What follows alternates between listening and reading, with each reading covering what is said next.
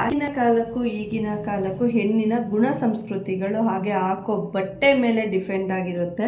So ಅವ್ರು ಹಾಕೋ ಬಟ್ಟೆಯಿಂದನೇ ಕೆಲವೊಬ್ಬರು ಅವರು ಏನು ಗುಣ ಏನು ಅಂತ ಹೇಳ್ತಾರೆ. ಹಾಗೆ ಇವಾಗ ಏನೆಲ್ಲ ನಡೀತಾ ಇದೆ, ನಮ್ಮ ಹಾಕೋ ಬಟ್ಟೆ ಕೆಲವ್ರಿಗೆ ಇರ್ಸು ಮುರ್ಸು ತರಿಸ್ಬಿಟ್ಟಿರುತ್ತೆ ಒಂದೊಂದು ಟೈಮ್. ನಮ್ಮನೆಯವ್ರಿಗೇನೆ ನಾನು ಹಾಕೋ ಬಟ್ಟೆ ಅವ್ರಿಗೇ ಸೆಟ್ ಆಗಿರೋದಿಲ್ಲ, ಬಟ್ ಆದರೂ ನಾನು ಕೇಳೋದಿಲ್ಲ ಅವ್ರ ಮಾತು. ಯಾಕೆ ಕೇಳಲ್ಲ? ನನ್ನ ಇಷ್ಟ, ನನ್ನ ಲೈಫು, ನಾನು ಹಾಗೆ ಹೀಗೆ ಅಂತ ಹೇಳಿ ನಾನು ಅಷ್ಟು ಮಾತಾಡಿರ್ತೀನಿ. ಸೊ ನಾವು ಇನ್ನೊಬ್ಬರಿಗೆ ಮೆಚ್ಚಿಸೋಂಗೆ ಬಟ್ಟೆ ಹಾಕಬೇಕು ಅಂತ ಏನಿಲ್ಲ, ಬಟ್ ನಮಗದು ಕರೆಕ್ಟಾಗಿದೆಯಾ, ನಾವು ಒಂದು ಸತಿ ನಮ್ಮನ್ನು ಫಸ್ಟು ಮೇಲೆಯಿಂದ ಕೆಳಗವರೆಗೂ ನೋಡಿಕೊಂಡು ಆಚೆ ಕಾಲಿಡಬೇಕು. ಅಣ್ಣ ತಮ್ಮ ಅಕ್ಕ ತಂಗಿ ಮಕ್ಕಳು ಎಲ್ಲ ಇರ್ತಾರಂಥ ಜಾಗದಲ್ಲಿ ನಾನು ಇಂಥ ಬಟ್ಟೆ ಹಾಕ್ಕೊಂಡು ಹೋದರೆ ನನಗೆ ಕರೆಕ್ಟಾ ಅಂತ ಹೇಳಿ ಆಚೆ ಇಡಬೇಕು. ಹಾಗೆ ಈ ವಿಡಿಯೋ ಎಲ್ಲರಿಗೂ ಇಷ್ಟ ಆಗುತ್ತೆ ಅಂತ ಅಂದ್ಕೊಂಡಿದ್ದೀನಿ. ಯಾಕಂದರೆ ತುಂಬ ಜನಕ್ಕೆ ಹೇಳೋಕ್ಕೂ ಆಗೋದಿಲ್ಲ, ಕೆಲವೊಂದು ವಿಷಯಗಳನ್ನ ಹೇಳೋಕ್ಕಾಗೋದಿಲ್ಲ.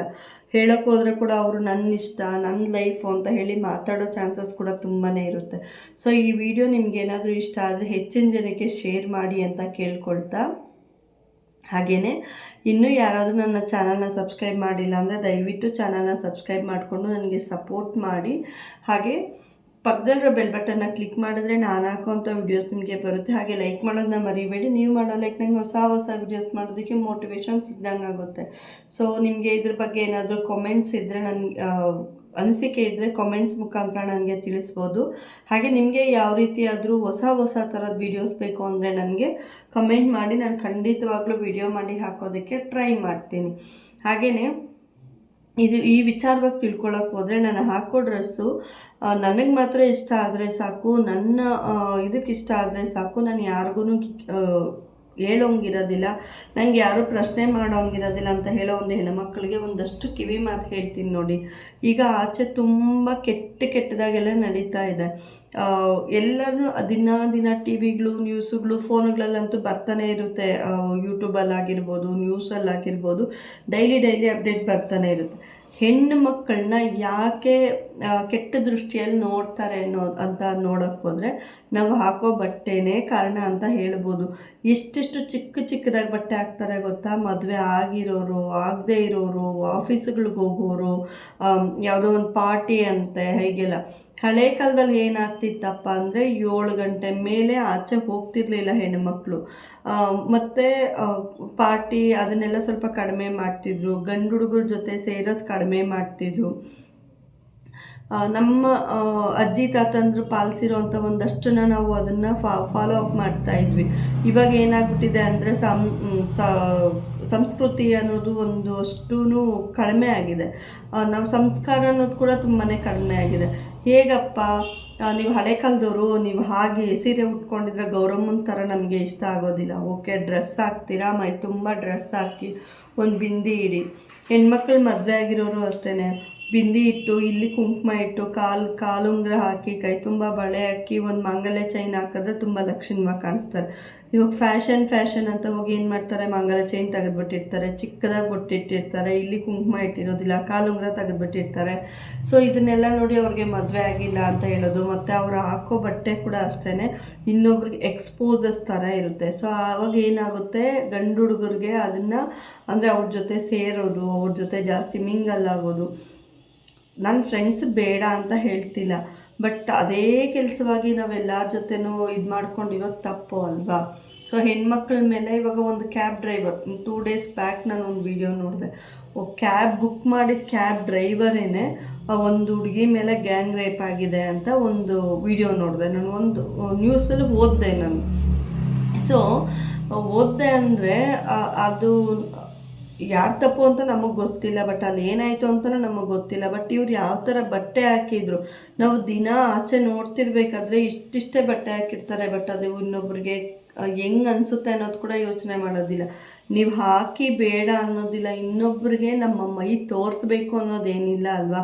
ಹೆಣ್ಮಕ್ಳು ಫಸ್ಟು ಅದನ್ನು ಕಲಿಬೇಕು. ನಮ್ಮ ಮೈ ಇನ್ನೊಬ್ರಿಗೆ ತೋರಿಸ್ಬೇಕು ಅನ್ನೋದೇನಿಲ್ಲ. ನಾನು ಹಾಕೋ ಬಟ್ಟೆ, ನಾನು ಹಾಕೋ ಚೂಡಿದಾರ್ ಕೂಡ ಇನ್ನೊಬ್ಬರಿಗೆ ಲಕ್ಷಣವಾಗಿ ಅಂತ ಅನ್ನಿಸ್ಬೇಕು. ಈ ಹುಡುಗಿ ನೋಡೋದಕ್ಕೆ ಚೆನ್ನಾಗಿದ್ದಾಳಪ್ಪ ಅನಿಸ್ಬೇಕು. ಹಾಗನ್ಬಿಟ್ಟು ನಾನು ಅರ್ಧಂಬರ್ಧ ಬಟ್ಟೆ ಹಾಕ್ಕೊಂಡು ವೇಲ್ ಹಾಕದೆ ಅದ್ರ ಮೇಲೆ ಹೋಗ್ಬಾರ್ದು. ಮನೇಲಿದ್ದಾಗ ನಾವು ಹೇಗಿದ್ರೂ ನಡೆಯುತ್ತೆ, ಹೆಣ್ಣು ಮಕ್ಳಿಗೆ ಎಕ್ಸ್ಪೆಷಲಿ ಹೇಗಿದ್ರೂ ನಡೆಯುತ್ತೆ. ನೀನು ಅಣ್ಣ ತಮ್ಮಂದ್ರು ಇದ್ದಾರ, ನೀನು ಅಣ್ಣ ತಮ್ಮಂದ್ರಿಗೂ ಅಷ್ಟೇ, ನೀನು ಜಸ್ಟ್ ಒಂದು ಚಡ್ಡಿ ಹಾಕೊಂಡು ಓಡಾಡಿದ್ರು ಅವ್ರು ಕೇಳೋದಿಲ್ಲ, ಒಳಗಡೆ ಇದೆಯಾ ನೀನು, ಸೇಫ್ಟಿಯಾಗಿದೆಯಾ, ನನ್ನ ಮನೇಲಿ ನೀನಿದೆಯಾ ಅಂತ. ಬಟ್ ಆಚೆ ಹೋಗಬೇಕಾದ್ರೆ ಒಂದೇ ಥರ ಯಾರೂ ಇರೋದಿಲ್ಲ. ಹಾಕೋ ಬಟ್ಟೆ ತುಂಬ ಅಂದರೆ ತುಂಬ ಇಂಪಾರ್ಟೆಂಟ್ ಆಗುತ್ತೆ. ಸೊ ಯಾರಾದರೂ ನನ್ನ ಕೇಳ್ಬೋದು, ಸೀರೆ ಉಟ್ಕೊಂಡು ಹೋದರೆ ರೇಪ್ ಆಗೋದಿಲ್ವಾ, ಇಲ್ಲ ನಾವು ಡ್ರೆಸ್ ಹಾಕ್ಕೊಂಡು ಹೋದರೆ ರೇಪ್ ಆಗೋದಿಲ್ವಾ, ಇಲ್ಲ ಗಂಡು ಮಕ್ಳು ಕೆಟ್ಟ ದೃಷ್ಟಿ ನೋಡೋದಿಲ್ವಾ ಅಂತ. ಓಕೆ, ನಾನು ಒಪ್ಕೋತೀನಿ. ಎಲ್ಲಾದ್ರೂ ಎಲ್ಲ ಇದರಲ್ಲೂ ಕೆಟ್ಟ ದೃಷ್ಟಿಯಲ್ಲಿ ನೋಡೋರು ಇರ್ತಾರೆ. ಬಟ್ ಆದರೆ ನೀರು ನಮ್ಮ ಮೇಲೆ ಬಿದ್ದಿರುತ್ತೆ. ಅವರು ನೋಡಿದಾಗ ನಮ್ಮ ರಿಯಾಕ್ಷನ್ ಅವ್ರಿಗೆ ಹೊಡೆದಂಗೆ ಇರಬೇಕು. ಅವರು ನಮ್ಮ ಹತ್ರ ರೂಢಾಗಿ ನಡ್ಕೊತಿದ್ದಾರೆ ಅಂದರೆ ನಮ್ಮ ರಿಯಾಕ್ಷನ್ ಅವ್ರಿಗೆ 4 ಬಿಟ್ಟು ಹೊಡೆದಂಗೆ ಇರಬೇಕು. ಹಂಗೆ ಕೊಡಬೇಕು ರಿಯಾಕ್ಷನ್ ಹೆಣ್ಮಕ್ಳು. ಅವಾಗ ಇನ್ನು ಹೆಣ್ಮಕ್ಳನ್ನ ಕಣ್ಣೆತ್ತಿ ನೋಡೋಕೆ ಕೂಡ ಭಯ ಬೀಳ್ತಾರೆ. ಸೊ ಆಗ ಏನಾಗುತ್ತೆ ಅಂದರೆ ಅವ್ರಿಗೆ ಇವಳ ಕಡೆ ನೋಡಿದ್ರೆ ಇವಳು ರಾಕ್ಷಸಿ ಅಪ್ಪ ಅಂತ ಅನಿಸ್ಬೇಕು ಅವ್ರಿಗೆ. ಸೊ ನಾವೆಲ್ಲೆಲ್ಲೋ ರಾಕ್ಷಸಿ ಆಗೋದಲ್ಲ, ನಮ್ಮ ಇದಕ್ಕೆ ನಾವು ಬಂದಾಗ ನಾವು ರಾಕ್ಷಸಿ ಥರ ಬಿಹೇವಿಯರ್ ಆದ್ರೇ ನಮ್ಮನ್ನು ಸ್ವಲ್ಪ ಅವರು ಕೆಟ್ಟ ದೃಷ್ಟಿಯಿಂದ ನೋಡೋದು ಕಮ್ಮಿ ಆಗುತ್ತೆ. ಸರ್ ನಾನು ಅವ್ರ ಹತ್ರ ಏನು ಇದು ಮಾಡಿದೆ ಸೈಲೆಂಟಾಗಿರೋದು, ಅದು ನಾವು ಅವ್ರಿಗೆ ತೋರಿಸ್ಕೊಟ್ಟಂಗೆ ಆಗುತ್ತೆ. ಇನ್ನೊಂದೇನಪ್ಪ ಅಂದರೆ ಹಾಕಿರೋ ಬಟ್ಟೆ ಮೇಲೆ ಕೂಡ ಒಂದು ಕೆಲವೊಂದು ಇದಿರುತ್ತೆ. ಸೀರೆ ಉಟ್ಕೊಂಡು ಕಾಣೆ ತುಂಬ ಬೊಟ್ಟಿಟ್ಕೊಂಡು ತಲೆ ತುಂಬ ಹೂವು ಇಟ್ಕೊಂಡ್ರೆ ನೀನು ಏನು ಹೇಳ್ತಾರೆ, ಅಜ್ಜಿ ಆಗೋದಿಲ್ಲ, ಮಹಾಲಕ್ಷ್ಮಿ ಥರ ಕಾಣಿಸ್ತೀಯಾ ಅಂತ ಹೇಳ್ತಾರೆ. ಆಗಿನ ಕಾಲದ ಅಜ್ಜಿ ಅವ್ರ ಮುಂದೆ ನಾವೇನಾದರೂ ಸೀರೆ ಉಟ್ಕೊಂಡು ಬೊಟ್ಟು ಅರಿಶಿನ ಕುಂಕುಮ ಎಲ್ಲ ಇಟ್ಕೊಂಡು ಹೂವು ಇಟ್ಕೊಂಡು ಹೋದರೆ ಮಹಾಲಕ್ಷ್ಮಿ ಥರ ಕಾಣಿಸ್ತಾ ಇದೆಯಮ್ಮ ಇವತ್ತು, ದಿನ ಡ್ರೆಸ್ಸಲ್ಲಿ ನೋಡಿ ನೋಡಿ ಬೇಜಾರಾಗಿತ್ತು ಅಂತ ಹೇಳ್ತಾರೆ. ಸೊ ಅದು ನಿಜಾನೇ ಅಲ್ವಾ. ನಾನು ಯಾವಾಗಲೂ ಸೀರೆನೇ ಉಡಬೇಕು, ಯಾವಾಗೂ ಡ್ರೆಸ್ ಅಟ್ಲೀಸ್ಟ್ ನಾನು ಕೂಡ ಸೀರೆ ಉಡಲ್ಲ, ನಾನು ಕೂಡ ಡೈಲಿ ಡ್ರೆಸ್ಸೇ ಹಾಕೋದು. ಬಟ್ ಆದರೂ ನಾವು ಹೇಗಿರಬೇಕು ಹಾಗೇ ಇರಬೇಕು. ನಮ್ಮ ಅಣ್ಣ ತಮ್ಮಂದ್ರ ಜೊತೆ ನಾನು ಸೇರ್ತೀನಿ, ನನ್ನ ಸೋದರ ಮಾವನವ್ರ ಜೊತೆ ನಾನು ಸೇರ್ತೀನಿ, ನನ್ನ ಫ್ಯಾಮಿಲಿ ಜೊತೆ ನಾನು ಸೇರ್ತೀನಿ, ನಾನು ಮಿಂಗಲ್ ಆಗಿದ್ದೀನಿ, ನನ್ನ ಫ್ಯಾಮಿಲಿಯಲ್ಲಿ ಚೆನ್ನಾಗಿದ್ದೀನಿ, ಕ್ಲೋಸ್ ಆಗಿರ್ತೀನಿ, ಜಗಳ ಆಡ್ತೀವಿ, ಕಚ್ಚಾಡ್ತೀವಿ, ಒಬ್ಬರ ಮೇಲೆ ಒಬ್ಬರು ಬಿದ್ದು ಒದ್ದಾಡ್ತೀವಿ. ಸೊ ಅದೆಲ್ಲ ನನ್ನ ಮದುವೆಗೆ ಮುಂಚೆನೇ ಆಗಿತ್ತು. ಈಗ ಕೂಡ ಡಿಸ್ಟೆನ್ಸ್ ಮೇಂಟೈನ್ ಮಾಡ್ತೀವಿ, ಯಾಕಂದರೆ ನನ್ನ ಮನೆಯವರೆಗೆ ಇರಿಸು ಮುರಿಸು ಆಗಬಾರ್ದು ಅಂತ ಹೇಳಿ ಡಿಸ್ಟೆನ್ಸ್ ಮೇಂಟೈನ್ ಮಾಡೋದು. ಸೊ ನಾವು ಯಾರು ಇಲ್ಲದೆ ಇರಬೇಕಾದ್ರೆ ಜಸ್ಟ್ ಪಕ್ಕ ಕೂತ್ಕೊಂಡು ಮಾತಾಡಬೇಕಾದ್ರೆ ತಲೆ ಹೊಡ್ಕೋತೀವಿ, ಬೈಕೋತೀವಿ, ಎಲ್ಲ ಮಾಡ್ತೀವಿ. ಬಟ್ ಅವ್ರು ಇರಬೇಕಾದ್ರೆ ನಾವು ಕೂಡ ಡಿಸ್ಟೆನ್ಸ್ ಮೇಂಟೈನ್ ಮಾಡ್ತೀವಿ. ಇನ್ನೊಂದೇನಪ್ಪ ಅಂದರೆ ಅದನ್ನೇ ಅತಿ ಮಾಡಬಾರ್ದು. ಏನಾಗುತ್ತೆ ಅಂದರೆ ಈಗ ನನ್ನ ಪಕ್ಕ ಯಾರಾದರೂ ನನ್ನ ಸೋದರ ಮಾವನೋ ಯಾರಾದರೂ ಕೂತಿದ್ದಾರೆ, ನಾನು ಅತಿ ಮಾಡೋಕ್ಕೆ ಹೋದೆ ಅವಾಗ ಅದು ಕೂಡ ಕೆಟ್ಟದಾಗೇ ಕಾಣಿಸುತ್ತೆ. ಅವಾಗ ನೋಡೋರು ಕಣ್ಗೂ ಕೆಟ್ಟದಾಗ ಅನಿಸುತ್ತೆ. ಬಟ್ ನಮ್ಮ ಬಗ್ಗೆ ಅವ್ರಿಗೆ ಕೂಡ ಒಂದು ಇದು ಚೇಂಜ್ ಆಗಿಬಿಡುತ್ತೆ. ಸೊ ಅದನ್ನು ಚೇಂಜ್ ಮಾಡ್ಕೋಬಾರ್ದು ನಾವು. ಸೊ ಹೆಣ್ಣುಮಕ್ಳು ಹಾಕೋ ಬಟ್ಟೆನ ತುಂಬ ನಾಜೂಕಾಗಿ ಹಾಕಬೇಕು. ನಾನು ಯಾಕೆ ಬಟ್ಟೆ ಬಗ್ಗೆನೇ ಇವತ್ತು ಮಾತಾಡ್ತಾ ಇದ್ದೀನಿ ಅಂದರೆ, ಸೊ ನಾನು ಹೋಟೆಲ್ ಹತ್ರ ಇದ್ದಾಗ ಕೆಲವೊಬ್ಬರನ್ನ ನನ್ನ ಕೈಯಲ್ಲಿ ನೋಡೋಕ್ಕೆ ಕೂಡ ಆಗೋದಿಲ್ಲ, ಅಷ್ಟು ಕೋಪ ಬರುತ್ತೆ ಅವರ ಮೇಲೆ. ಗೊತ್ತಿರೋರಾದರೂ ಹೋಗಿ ಪಟ್ಟಂತ ಒಂದು ಕೆನ್ನೆಗೆ ಬಿಟ್ಟು ಹೊಡೆದು ಬಿಟ್ಟು ಈ ಥರ ಡ್ರೆಸ್ ಹಾಕಬೇಡ ಅಂತ ಹೇಳಬೇಕು ಅಂತಲೇ ಅನಿಸುತ್ತೆ. ಬಟ್ ನಮಗೆ ಅವ್ರ ಲ್ಯಾಂಗ್ವೇಜ್ ಗೊತ್ತಿರೋದಿಲ್ಲ, ಬಟ್ ಅವರು ನಮ್ಮ ಪರಿಚೋದಿರೋದಿಲ್ಲ, ನಮ್ಗೆ ಯಾಕೆ ನಾವೇನು ಹೇಳೋಕ್ಕೆ ರಿಯಾಕ್ಷನ್ಸ್ ಹೇಗಿರುತ್ತೆ ಅನ್ನೋದ್ರ ಬಗ್ಗೆ ತುಂಬ ಅಸಹ್ಯವಾಗಿ ಆಗ್ತಾರೆ. ಚಿಕ್ಕ ಮಕ್ಕಳು ಹಾಕೋಂಥ ಬಟ್ಟೆಗಳು ಹಾಕ್ಕೊಂಡು ಈಚೆ ಬಂದಿರ್ತಾರೆ. ಬೇರೆ ಒಂದಷ್ಟು ಜನ ಗಂಡಸರ ಕಣ್ಣೆಲ್ಲ ಅವ್ರ ಮೇಲೇ ಇರುತ್ತೆ. ಸೊ ಅವಾಗ ನಾನು ಎಷ್ಟೋ ಜನಕ್ಕೆ ನಿಮಗೇನು ಹೆಣ್ಮಕ್ಳಿಲ್ವಾ ಅಂತ ಹೇಳಿ ಗದರಿಸಿದ್ದು ಇದೆ. ಎಷ್ಟೋ ಜನನ ನಾನೇ ಬೈದಿದ್ದೀನಿ, ಏನಕ್ಕೆ ಹಂಗೆ ನೋಡ್ತೀರಾ, ಅವ್ರನ್ನ ನಿಮ್ಮನೆ ಹೆಣ್ಮಕ್ಳು ಇನ್ನೊಬ್ಬರು ನೋಡೋರಿದ್ದಾರೆ ಅಂತ ನಾನೇ ಹೇಳಿದ್ದು ಕೂಡ ಇದೆ ಅವ್ರಿಗೆ.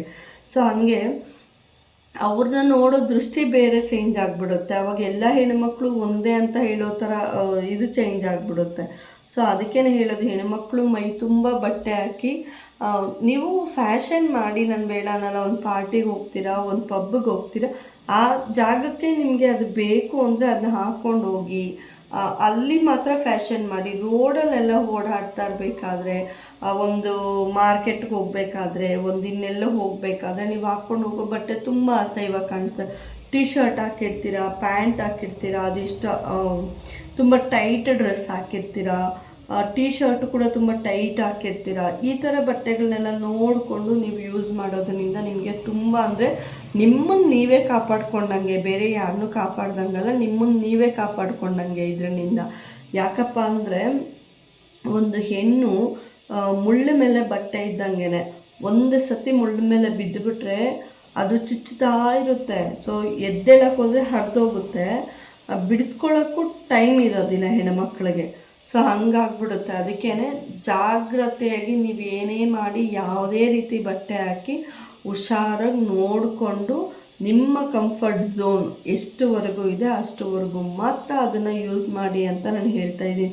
ಸೊ ಐ ಹೋಪ್ ಇದು ತುಂಬ ಜನಕ್ಕೆ ಕೋಪ ಕೂಡ ಬರ್ಬೋದು, ನಮ್ಮ ಡ್ರೆಸ್ ಬಗ್ಗೆ ಮಾತಾಡೋದಕ್ಕೆ ಇವ್ರು ಯಾರು ಅಂತ. ಇನ್ನು ಕೆಲವ್ರಿಗೆ ಇಷ್ಟನೂ ಆಗ್ಬೋದು. ಸೊ ಏನಾದರೂ ಇದ್ದರೆ ನನಗೆ ಕಮೆಂಟ್ ಮುಖಾಂತರ ತಿಳಿಸಿ. ಯಾರಿಗಾದರೂ ಇದರಿಂದ ಬೇಜಾರಾಗಿದೆ, ಐ ಆಮ್ ರಿಯಲಿ ಸಾರಿ. ನಾನು ಯಾರ ಡ್ರೆಸ್ ಬಗ್ಗೆನೂ ಮಾತಾಡಬೇಕು ಅಂತ ವಿಡಿಯೋ ಮಾಡೋದಲ್ಲ, ಬಟ್ ನನಗೆ ಅನಿಸಿದ್ದು, ಯಾಕಂದರೆ ತುಂಬ ಜನ ಹೆಣ್ಮಕ್ಳು ನಾವು ಆಚೆ ನಿಂತು ನೋಡೋದ್ರಿಂದ ನಮಗೆ ಕೆಲವೊಂದು ಬೇಜಾರಾಗ್ತಾ ಇರುತ್ತೆ ಮನಸ್ಸುಗಳಿಗೆ. ಆ ಹೆಣ್ಣು ಬೇರೆ ಅಲ್ಲ, ನಾವು ಬೇರೆ ಅಲ್ಲ, ಬಟ್ ನಮ್ಮ ಮುಂದೆ ಅವ್ರನ್ನ ಏನಾದರೂ ಅಂದಾಗ ನಮಗೆ ಸಂಕಟ ಆಗುತ್ತಲ್ಲ. ಒಂದು ಹೆಣ್ಣು ಮಗುಗೆ ಏನಾದರೂ ಅಂದಾಗ ಇನ್ನೊಂದು ಹೆಣ್ಣಿಗೆ ಖಂಡಿತವಾಗ್ಲೂ ಅದು ಹಾರ್ಟ್ ಟಚ್ ಆಗೇ ಆಗುತ್ತೆ. ಅದಕ್ಕೋಸ್ಕರ ಹೇಳಿದ್ದು. ಸೊ ಈ ವಿಡಿಯೋದಲ್ಲಿ ಏನಾದರೂ ನಿಮಗೆ ಅನಿಸಿಕೆಗಳಿದ್ದರೆ ನನಗೆ ಕಾಮೆಂಟ್ ಮುಖಾಂತರ ತಿಳಿಸಿ ಅಂತ ಕೇಳ್ಕೊಳ್ತಾ, ಮತ್ತೊಂದು ವಿಡಿಯೋ ಜೊತೆ ನಾನು ಸಿಗ್ತೀನಿ. ಸಬ್ಸ್ಕ್ರೈಬ್ ಆಗಿಲ್ಲ ಅಂದರೆ ದಯವಿಟ್ಟು ನನ್ನ ಚಾನಲ್ನ ಸಬ್ಸ್ಕ್ರೈಬ್ ಮಾಡಿಕೊಂಡು ನನಗೆ ಸಪೋರ್ಟ್ ಮಾಡಿ. Thank you so much. Love you all. Bye bye.